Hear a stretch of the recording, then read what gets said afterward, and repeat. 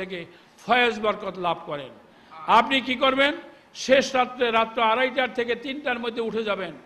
আপনি কি করবেন? নফল নামাজ কি করবেন?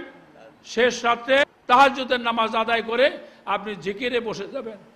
এই সময় আপনি জিকিরে বসে দেখবেন যে পৃথিবীর ভিতরে আপনি একলাই আল্লাহর বান্দা, আর আল্লাহই আপনার জন্য একা অপেক্ষা করতেছেন। আল্লাহকে পাওয়ার জন্য আপনার মুর্শিদ কেবলার মহব্বতে আপনার কলবের ভিতরে কি হবে? নুরানি আলো জ্বলে যাবে, আপনি মহব্বতে বেকারার হয়ে যাবেন। যে খাওয়ার আগে মোনাজাত করে খাবেন, অর্থাৎ মুর্শিদকে যে স্মরণ রাখবে, মুর্শিদ তাকে সেই মর্যাদা, তাকে দস্তগীর, তাকে তৈরি করে দিবেন। কি বলছি আমার কথা বুঝছেন? কোনো মতেই নামাজ তরক করতে পারবেন না।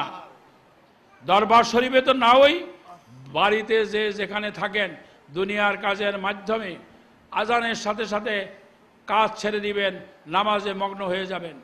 ওজোর থাকলে পরেও পড়ে নেবেন। কি বলছি আমার কথা বলেনি?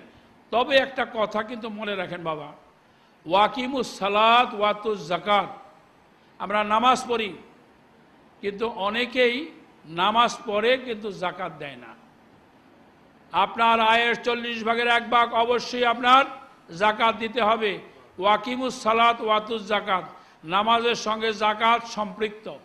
ওয়াকিমুস সালাত, এবং তুমি সালাত আদায় করো, ওয়াতুজ যাকাত, এবং তুমি কি করো? যাকাত আদায় করো।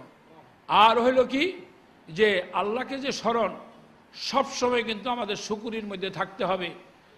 এবং আপনারা জানেন যে হযরত গাউসুল আজম মহিউদ্দিন আব্দুল কাদের জিলানী, তিনি তার পিতা কেবলা, যে তিনি এত বড় সুফি সাধক, এত বড় তিনি ধার্মিক ছিলেন, তিনি এক সময় তিনি বন্দী অবস্থায় ছিলেন, সেখান থেকে মুক্ত অবস্থায় যখন আসতেছে, এত ক্ষুধা, নদীর পাড় দিয়ে দেখতেছে যে একটা আপেল ভাইসা আসতেছে।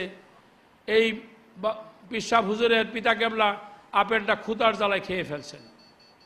এরপরে ভাবলা যে আমি কার আপেল খেয়ে ফেললাম।